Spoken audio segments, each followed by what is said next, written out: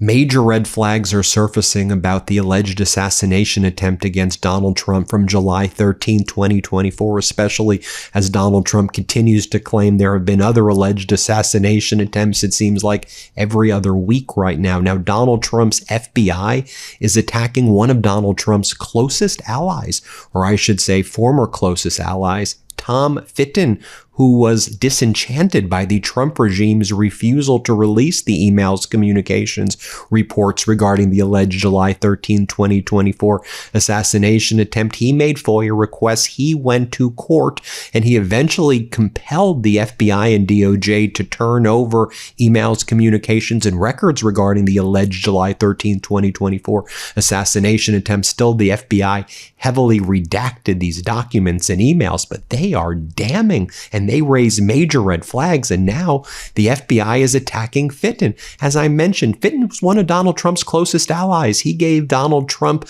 legal advice throughout all of Donald Trump's prior court cases, despite the fact that Fitton is not a lawyer. He runs the group Judicial Watch, through which he made these FOIA requests. And now the FBI is saying, don't trust Fitton. Fitton is all clickbait. He's a liar. But when you actually read the documents that were produced by the FBI and DOJ, despite being heavily redacted, they certainly don't say what the FBI is trying to spin them as saying. We can read for ourselves that they seem to say exactly what Fitton says that they were purporting to be. I'll go show you it in a moment. So they're attacking Fitton. What else have they done this past week as they continue to try to cover up this and they continue to cover up the Epstein files? They also released the UFO files, the third tranche, and they're like, okay, maybe we're not turning over more documents regarding the alleged assassination attempt or alleged assassination attempts that Donald Trump is now claiming happened like every other week. And yeah, we're covering up the Epstein files, but hey, everybody, you wanna see some information about northeastern orb sightings in 2025's? We'll release the third tranche of UFO files. Isn't this what you want? And people are like, not really. I mean, we want the Epstein files. We want the files regarding the alleged assassination. Release those. And then they're like, you sure you don't want information about Tulsi Gabbard's conspiracy, about gain-of-function research and biolabs? She can do some Russian propaganda for you. Tulsi Gabbard's leaving her position as the director of national intelligence after being forced out. And she's, I guess, being replaced by Bill Pulte. Who knows if Pulte is really going to be there or not. She did this bizarre video at the end of last week where she was like, and as the head of the ODNI, as the director of national intelligence, I found the Ukrainian biolabs that the Russians were talking about. And Russia used that as a pretext for their invasion of Ukraine. And there were lots of people who said that Tulsi was very sympathetic, and people said that she was an asset of Russia, which she denies. But then she does this as her final act, which would be pro-Russian propaganda. Regardless, people are like, stop trying to distract us with this stuff. Give us the information that we're demanding. So you had the FBI attack Tom Fitton, and in this message they said basically, don't trust Fitton, he's clickbait. He was Donald Trump's legal advisor for all of Donald Trump's prior cases. This is clickbait. This is a clickbait lie by Judicial Watch, the FBI says, which is now nothing more than fake news media. The unredacted documents that Judicial Watch produced are interviews of Thomas Crooks by college instructors, not cops, wherein those instructors reference to having emailed Thomas Crooks about coursework. They make no reference to contact between Thomas Crooks and any police department. Maybe if you spent more time on facts instead of clicks, you wouldn't be a laughingstock. Calling Trump's former close friend and legal guy, Judicial Watch, Tom Fitton, fake news. Now, you'll recall what Judicial Watch previously published. Newly released FBI records show a Butler County deputy exchanged emails with Thomas Crooks, the alleged assassin, who was shot and killed while he was trying to allegedly assassinate Trump before the July 13, 2024 shooting. The heavily redacted files also reference a gray remote device with an antenna recovered from Crooks after the attack. FBI says it's clickbait. As the community note to the FBI post says, the released FBI records obtained by Judicial Watch via a FOIA request, Freedom of Information Act request, are summaries of interviews with Butler County Sheriff deputies, not college instructors. one of whom confirmed exchanging 2 emails with Crooks prior to the shooting. I mean, we have it right here. I mean, here's what it says. Granted, it's also heavily redacted, and so why would you need to heavily redact all of this? Like, what is the basis of all of these redactions also? This just, even looking at this document, looks like a massive Trump regime cover-up. Just unredact all. What are you hiding behind these redactions right now in June 2026 about the July 13, 2024 incident? Explain that to me in and of itself. This should all be unredacted at this point. Now, here's what it says. On Tuesday, July 16, 2024, special agent received an email from blank, email address blank. It says, happy to help how I can. My preference is by email, so I can fit responding and during my working time. Then it goes on to say over here, beyond that, I probably had a few emails back and forth with Thomas Crooks regarding blank and regarding blank. During the blank, my interactions with Crooks were limited. All of my interactions with Crooks were unremarkable regarding interactions. And it's just all redacted. As Brianna Morello says, the person running the FBI account is unjustly attacking Tom Fitton for attempting to bring transparency to Crooks. This is what they're saying in MAGA world, by the way. This is what the right-wing people are posting. While the agency pretends to be about transparency, Fitton had to sue to get these records. These documents are heavily redacted. They did this to Miranda Devine, again, right-wing New York Post writer, Tucker Carlson, right-wing podcaster, and I, when we released Crooks' social media accounts, they're trying to discredit good work. The FBI's unwillingness to hand over these documents to Judicial Watch through FOIA has resulted in a lawsuit, and now the FBI is bitter because they thought that we would just go away and we would just support their narrative. Shameful and disgraceful. And so you have that. Now, as I said, there's a massive effort to distract from this, from the Epstein files. And so you had Tulsi Gabbard, as her last act leaving, talks about like gain of function, and all these kind of Russian conspiracies. We had to invade Ukraine because the U.S. was supporting their biolabs. And I guess the implication and the conspiracy is that that's somehow behind like COVID. And these are bioweapons. So Russia invaded in order to stop the bioweapons. But let's be clear. I mean, there's biological research that's done in countries across the world, but the idea of like a biolab doing bioweapons to threaten the world, and so Russia had to save the day, that's what Tulsi's trying to imply right here. But this was an effort, as the information is starting to come out about Trump's dark past, about the assassination attempt, and the real information starting to come out. Tulsi Gabbard releases this as her last act. Let's play it. After months of searching through intelligence community holdings and files, today I'm releasing new evidence of long-standing U.S. government funding of more than 120 biolabs in over 30 countries. Now, these biolabs include labs in places like Ukraine, which could be at risk of compromise due to the ongoing Russia-Ukraine war. In fact, the intelligence community had previously warned that a U.S.-funded biolab in Ukraine likely housed dangerous pathogens. And then you have Stephen Miller and the Department of Defense, which unlawfully calls itself the Department of War. Here's what Miller writes. The Department of War, under the Pursue Initiative, has uploaded thousands of never-before-seen formerly secret UAP records spanning decades and dozens of federal agencies. It's the third tranche of records of UFOs. This is a FD 302 record interview with a U.S. person regarding a first-hand account of an incident involving an unidentified anomalous phenomenon, a northeastern orb sighting. All right, we just release the Epstein files, please, and release the real files regarding the alleged assassination and all of the other alleged assassination attempts recently. Stop covering all of this up. This episode is brought to you by IQ Bar, our exclusive snack, hydration, and coffee sponsor. IQ Bar protein bars, IQ Mix hydration mixes, and IQ Joe mushroom coffees are delicious, low-sugar brain and body fuel you need to win your day. The Ultimate Sampler Pack is a great way to try all IQ Bar products and flavors. You get 9 IQ bars, 8 IQ Mix sticks, and 4 IQ Joe sticks.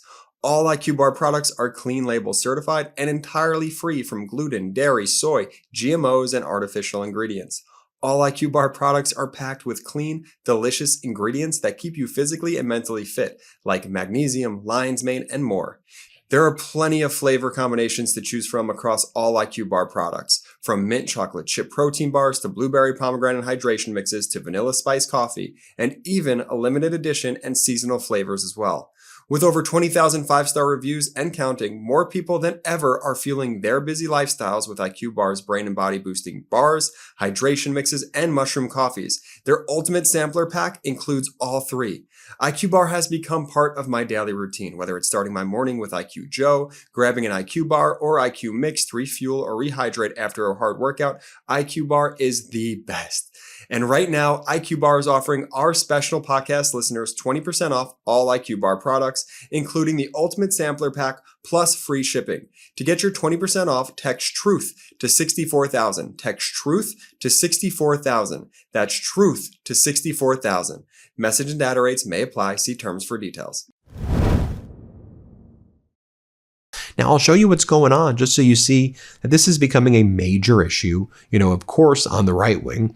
I mean, you have Tucker Carlson right here talking about how former Deputy FBI Director Dan Bongino, Tucker said he called me and he was terrified about being implicated in the cover-up of documents regarding the alleged assassination attempts. And Bongino was literally having like a panic attack and a breakdown as the Deputy FBI Director. And Tucker recounts the panic attack by Bongino calling him.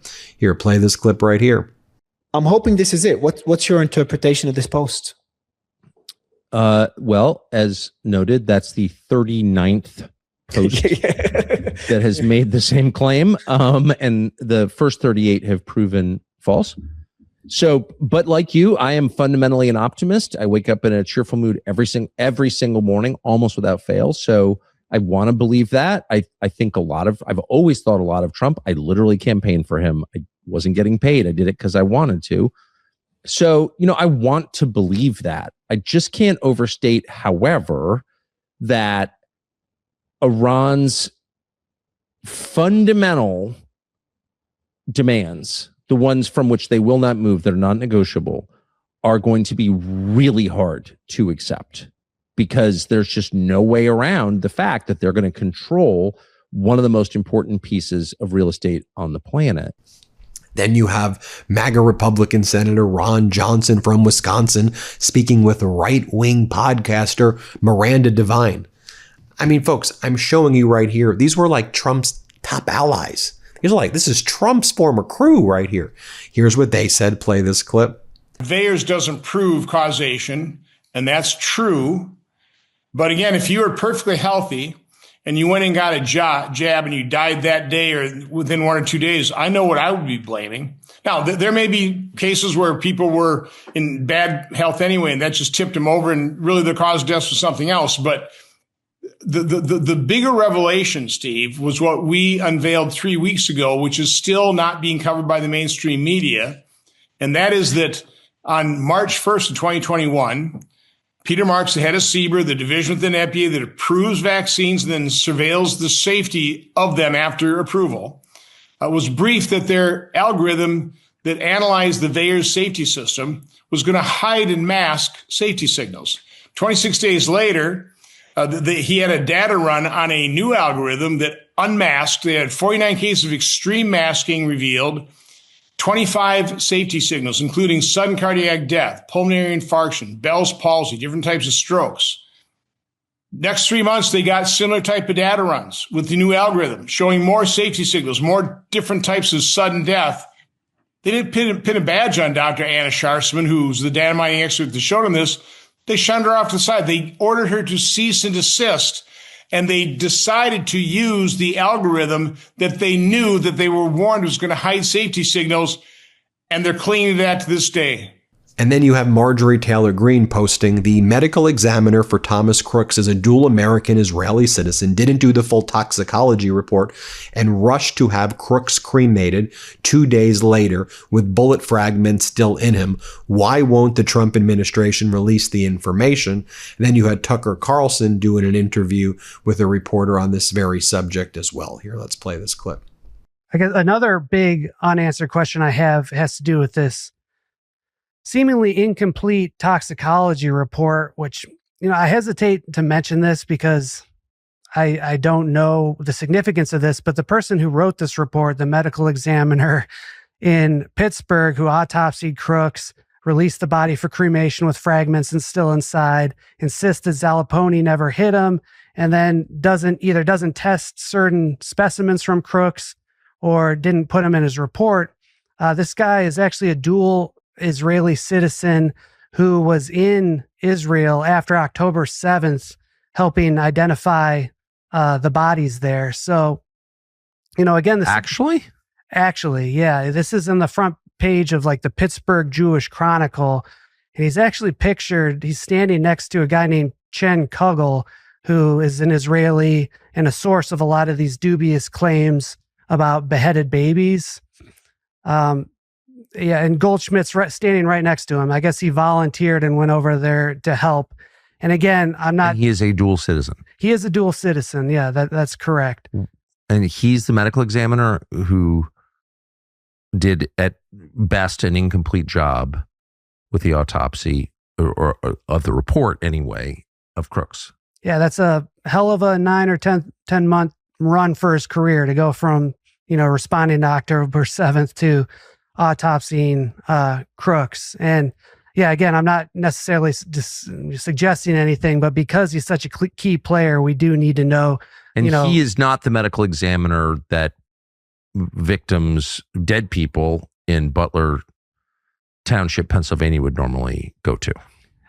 No, not at all. I mean, again, the excuse was that they had more advanced facilities, but then they do this kind of run-of-the-mill autopsy and toxicology. So the fireman who was killed at Butler went to the local medical examiner, but Thomas Crooks went to this medical examiner, the dual citizen. Well, Corey Comparatori was taken to Allegheny County as well, but they've got contradictory excuses where they say they took Corey there to avoid the press attention at the Butler office, and then Thomas was supposedly sent there for the more advanced facilities. So the facilities that allowed him to be cremated with the fragments still in him and didn't list the testing of his hair.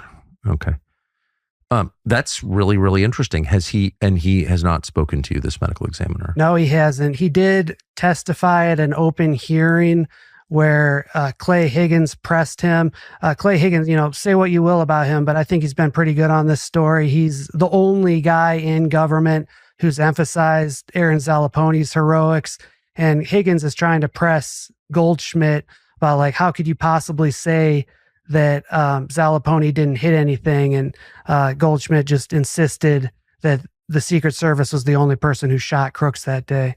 Now, Donald Trump, when he was giving his last public event, and by the way, that's kind of odd. He hasn't really had a public speech since this event he did, 2 weeks ago in Wisconsin? Remember that weird event? Remember what he said about his ear? Play this clip. Or small business. Now, I saw it myself. You have a way of life that sometimes you're land rich and cash poor, sometimes you're lots of different conditions, but people that are on farms love being on farms. You wouldn't trade my life. You wouldn't want my life. Believe me, you don't want it. Your life is much better than my life. I will tell you, your ear wasn't a little pierced over here. You didn't get pierced. You have a nice, safe, beautiful life. But I've seen.